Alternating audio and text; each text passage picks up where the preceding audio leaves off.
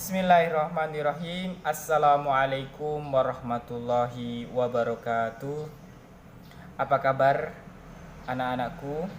Mudah-mudahan anak-anakku yang di rumah sehat selalu dan diberikan kesehatan oleh Allah Subhanahu wa taala, kekuatan dan kemudahan oleh Allah Subhanahu wa taala. Amin Allahumma amin. Oke. Kita ketemu lagi bersama Ustadz Agus, guru pendidikan agama Islam.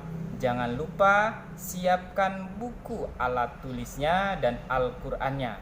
Ketika nanti Ustadz menyampaikan materi tentang hari ini, maka harus mencatat. Oke, sebelumnya kita sudah membahas tentang iman kepada kitab-kitab Allah. Maka hari ini akan melanjutkan materi yang sebelumnya. Kita kembali ke slide pertama. Iman kepada kitab-kitab Allah. Tujuan setelah mempelajari bab ini, siswa akan mampu menjelaskan pengertian beriman kepada kitab-kitab Allah, menyebutkan nama-nama kitab Allah, dan menampilkan sikap mencintai Al-Quran sebagai kitab Allah. Selanjutnya, pendahuluan.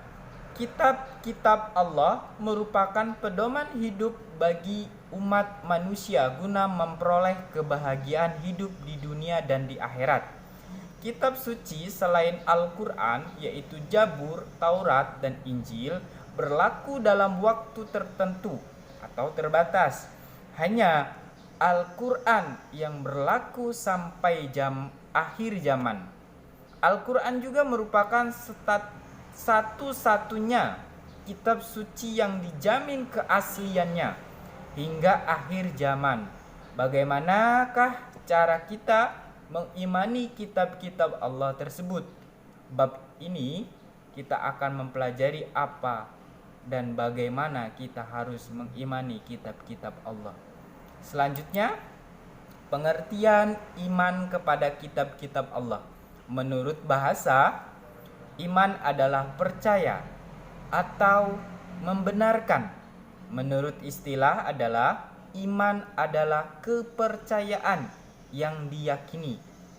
Jadi, iman kepada Allah artinya percaya dan meyakini bahwa Allah mempunyai kitab yang telah diturunkan kepada para rasul dan menjadi pedoman bagi umat. Hukum beriman kepada kitab-kitab Allah adalah fardu ain. Orang yang tidak mempercayai adanya kitab-kitab Allah dinamakan kafir. Selanjutnya, nama-nama kitab Allah dan rasul penerimanya.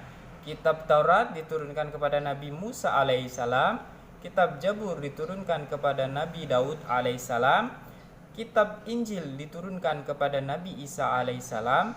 Kitab Al-Quranul Karim diturunkan kepada Nabi Muhammad sallallahu alaihi wasallam. Selanjutnya, Kitab Taurat. Kitab Taurat diturunkan kepada Nabi Musa alaihissalam. Kitab ini diperuntukkan sebagai pedoman dan petunjuk hidup bagi kaum Bani Israel.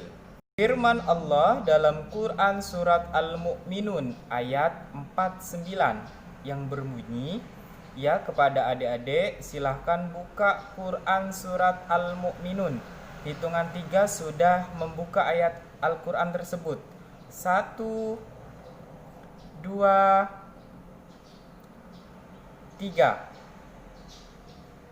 Sudah ya. Kita baca bareng-bareng.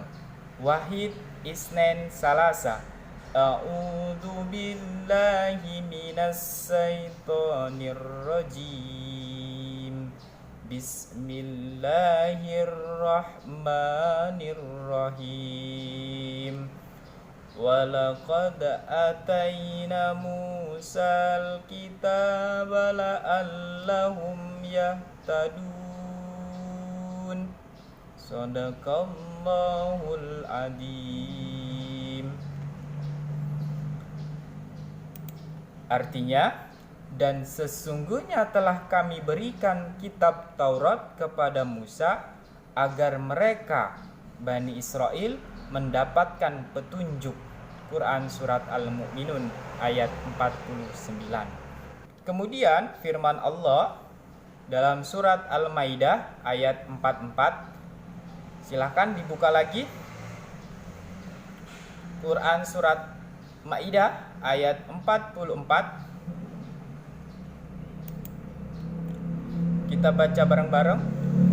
Wahid Isnain Salasa. Bismillahirrahmanirrahim.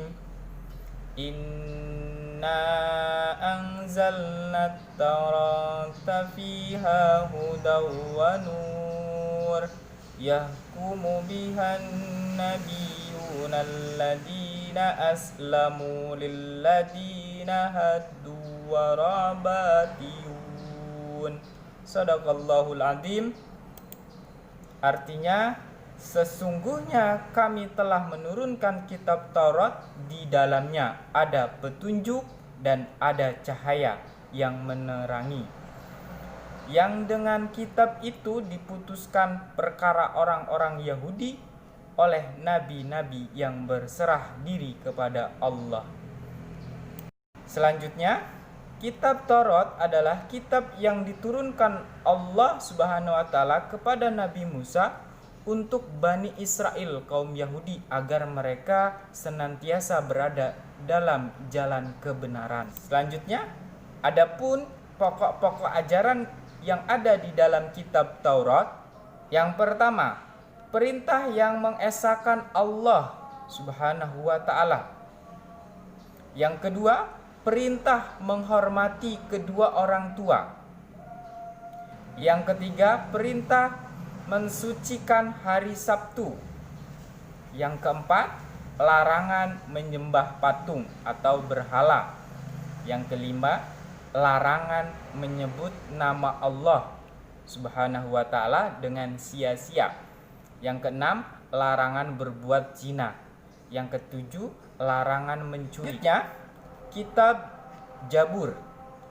Kitab Jabur diturunkan oleh Allah Subhanahu wa taala kepada Nabi Daud alaihissalam. Iya benar, Nabi Daud alaihissalam. Untuk kaum siapa? Untuk kaum Yahudi. Firman Allah Subhanahu wa taala dalam surat Al-Isra ayat 55. Silahkan dibuka Al-Qur'annya.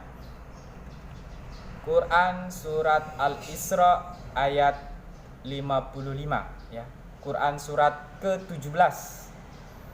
Kita baca bareng-bareng. 1 2 3. Bismillahirrahmanirrahim. Walaqad fadalna ba'dan nabiyyina ala ba'di wa ataina Dauda Zabur. Sadaqallahul azim. Artinya, dan sesungguhnya telah kami lebihkan sebagai nabi-nabi itu di atas sebagian yang lain, dan kami berikan Zabur kepada Daud. Quran surat Al-Isra ayat 55. Kitab Jabur berisi tentang nasihat, puji-pujian kepada Allah, hikmah, zikir, dan doa, serta seruan Allah Subhanahu wa taala agar orang-orang Yahudi mentaati syariat yang telah diajarkan Nabi Musa alaihissalam. Allah berfirman dalam Quran surat An-Anbiya ayat 1:5, artinya, dan sungguh telah kami tulis di dalam Jabur sesudah kami tulis dalam lautan mahfud bahwasannya bumi ini dipasuki hamba-hambaku yang soleh.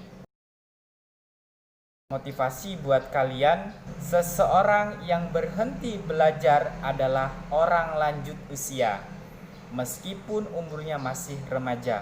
Seseorang yang tidak pernah berhenti belajar akan selamanya menjadi pemuda. Tebak kata. Nah, kalian nanti silahkan tebak katanya kira-kira apa ya. Tetapi Ustadz mengucapkan secara gerak bibir. Silahkan kalian jawab di kolom komentar. Kemudian yang selanjutnya itu adalah aku aktif. Nah, aku aktif ini bentuk pengayaan ya. Yang pertama, silahkan nanti kalian isi di buku kalian dengan 2 pertanyaan dari Ustadz. Yang pertama, mengapa manusia memerlukan kitab Allah Subhanahu wa Ta'ala? Jelaskan pendapatmu. Yang kedua, bagaimana cara beriman kepada kitab-kitab Allah sebelum Al-Quran? Nah, itu saja yang bisa Ustadz sampaikan. Mudah-mudahan pertemuan kali ini bermanfaat. Ustadz akhiri. Assalamualaikum warahmatullahi wabarakatuh.